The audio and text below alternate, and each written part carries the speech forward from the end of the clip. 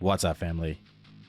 Welcome back to the Stop Sinking Show, where we go from struggle to flow.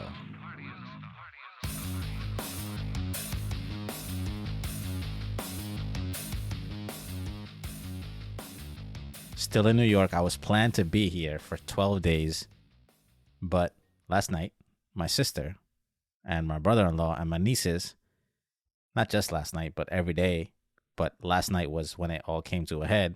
After them insisting for us to stay here longer, last night my sister decided to message Delta Airlines herself and cancel my tickets.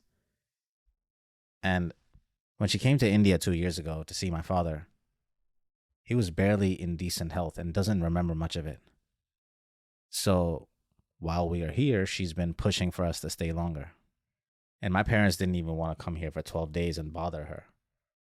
But after many years of being alone, I was actually adamant on coming here to see them.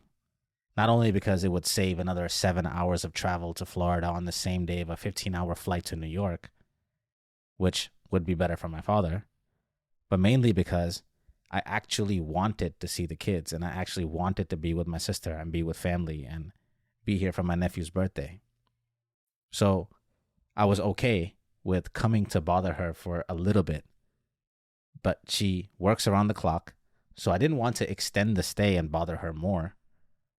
But I learned a lesson on my short stay here that is making me rethink this whole bothering people concept.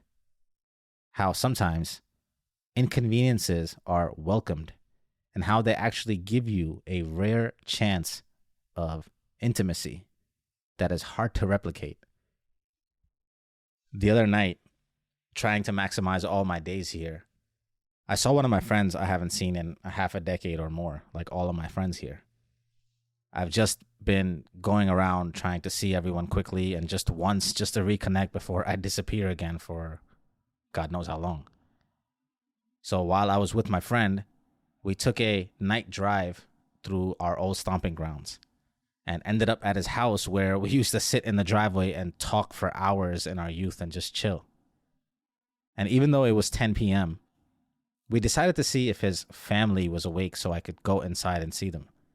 And even though I knew it would be a bother on a school night to go inside someone's house at 10 p.m., I decided still to go inside and see his brother and his sister-in-law and their kids, because it was literally over 10 years ago since I last saw them.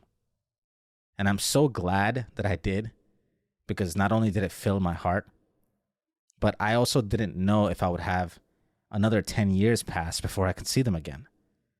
And in that moment of gratitude, while I was sitting with them for those 10 minutes, and as good as that felt, being in that house after so many years, my whole idea of bothering people kind of changed.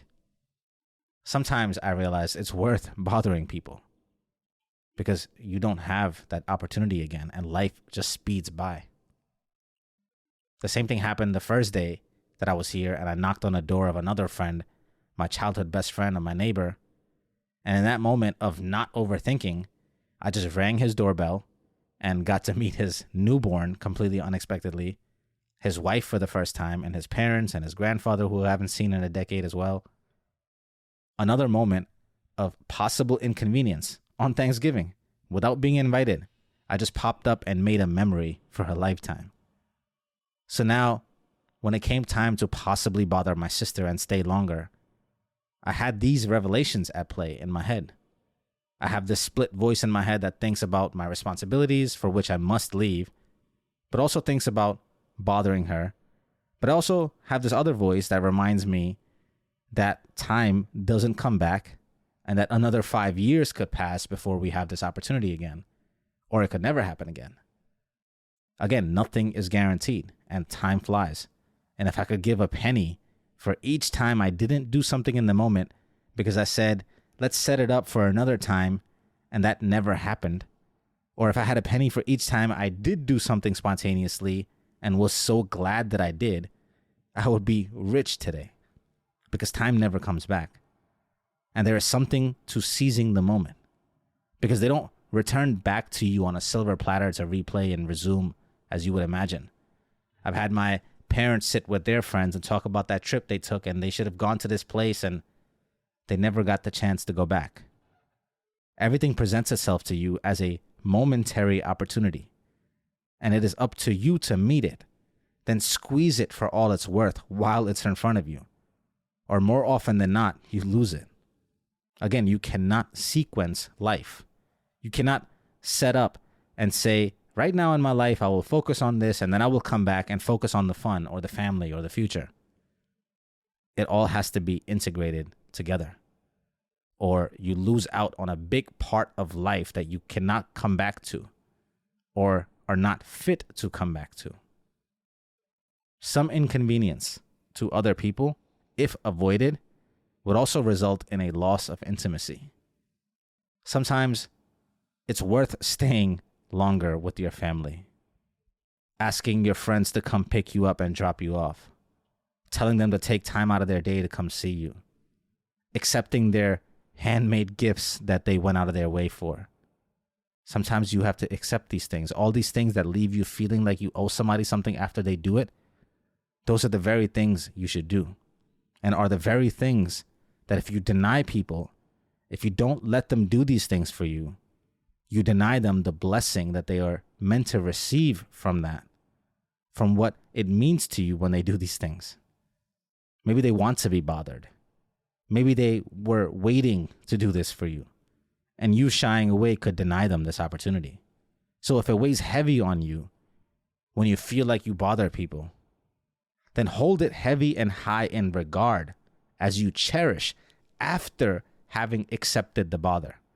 But now turn into blessings from your heart that get sent out to them each time you think about the good times you'd spent together and the memories you created through what could have just been a bother that you tried to avoid. The older you get, the less opportunities to bother people. Take them all. You never know the lifetime of memories you are creating or foregoing. Use all the inconveniences to foster intimacy. The blessings are mutual. No one remembers the bother, the long days, or the long drives home. They only remember the good times spent together. And all effort required from all parties is worth that good time. I love you, family. Stay true always. See you on the next show.